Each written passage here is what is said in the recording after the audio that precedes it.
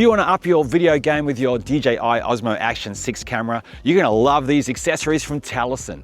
In this video, we're going to show you a great filter that's going to allow you to adjust the amount of light when you are out filming. We're going to show you a great power bank that's going to come in super handy, which means you're not going to fall short when you're out shooting.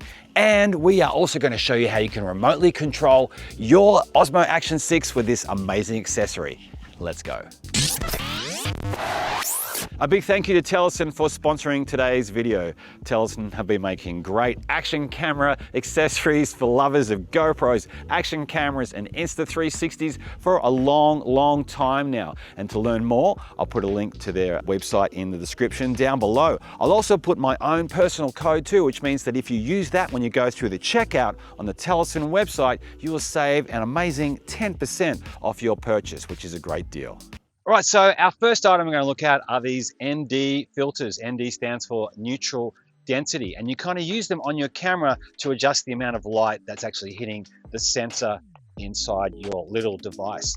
These these ND filters are a bit different to other ones I've actually featured on this channel, because normally the ND filters I use, they just sit on top of the actual existing lens. But these ones you actually screw on to the camera. I'm going to show you how quick and how easy it is to do that right now. So first of all, you want to gently remove the current standard lens, and we're going to turn it anti or counterclockwise.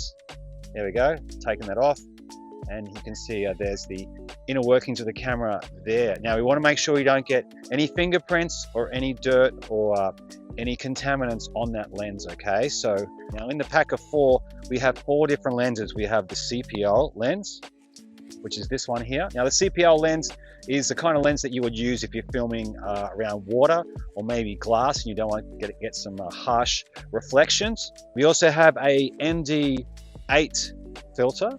That's this one here, that's the ND8 filter. This is when you want to put it onto your camera lens when it's quite bright, maybe even on, say, a cloudy day, when even though it's cloudy, it's still quite bright. So this will actually decrease the amount of light coming into your camera by 3 stops.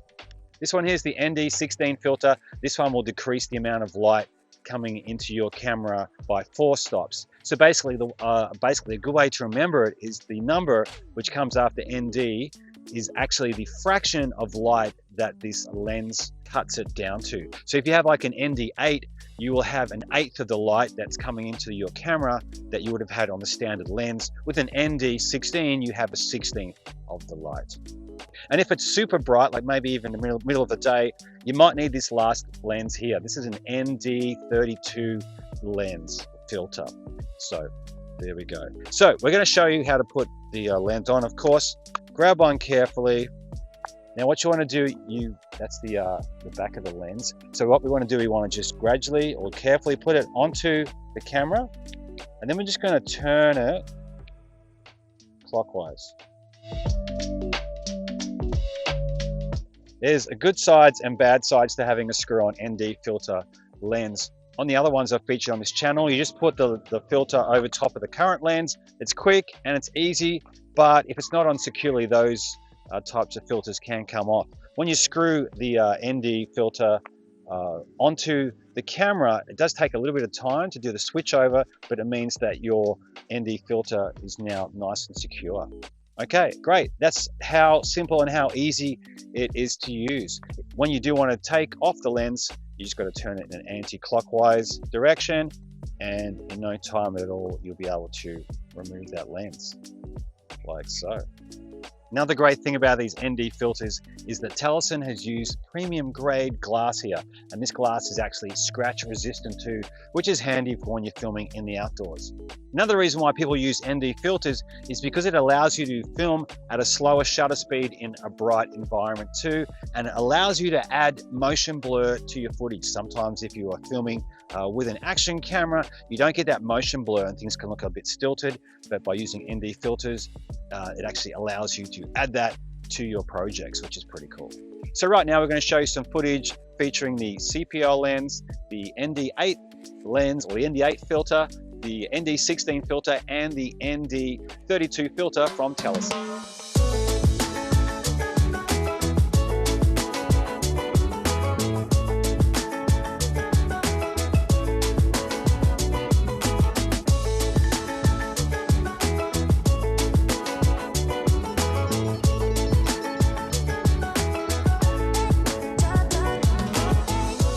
Okay, so our next accessory kind of ties in with the previous one, the ND filters. This is a handy little carry case which comes from Telesin, and if we open it up, we can see it has provision in here for these little pockets where you can actually store your ND filters. All right, our next item we're going to look at today is this remote street photographic kit from Telesin. Now, this is a really super handy and fun little accessory that I think that any creator who uses an Osmo Action 6 camera will find really, really handy. First of all, it only weighs 85 grams. It's made of aluminium alloy, and it's super easy to fit your camera into it. Now, unlike some of these cages, you don't have to take off any doors or anything like that. You just need to press on the latch here on the top here, where it says press. How about that? And then it just opens up. You grab your camera, and all you need to do is just slide your camera gently into the cage, and you close it up, and there you go. It's clicked in, and you've got this fantastic little handle here, which makes it easy to hold. The kit also comes with this lanyard as well. I'll give you another bit more of a look at the case here too. At the top, we have a cold shoe mount where you can put like a microphone or an extra light if you need to.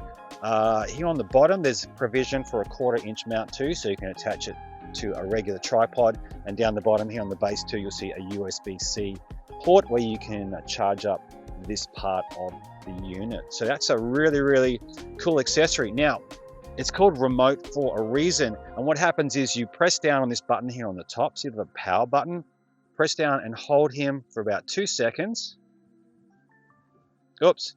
And then what happens is the light will flash blue the first time that you use it, and then it'll go solid once you've paired it with your camera.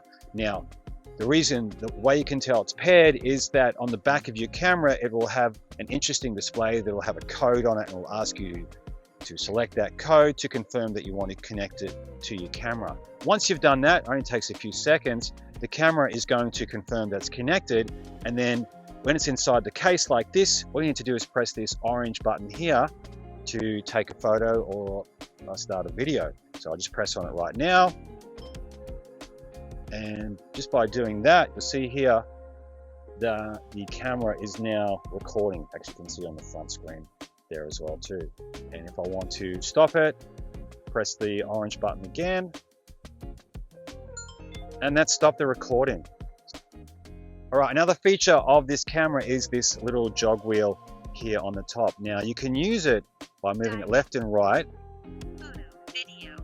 and it will go through the modes that you actually have on your camera. So I've got a diving preset, I've got a photo preset as well, so you can quickly and easily switch it to that mode. Now, once you've done that, so you don't waste any time trying to find buttons on top of this unit, you can actually just press on that dial to start the option that you've selected. So I can press this right now because I was in the photo mode and I've just taken a photograph. If it's in the video mode and I press the top of that dial, it's going to start the filming process. So that's a really, really cool feature of this unit as well. If you just prefer not to use the Bluetooth capability and just have what's basically a cage around your camera, you can gently remove this piece here, which is the piece that has the Bluetooth capability attached, and Telesin has kindly included this other little unit. So basically, once you remove the other piece, you just got to slot this new piece on here and it'll just click in.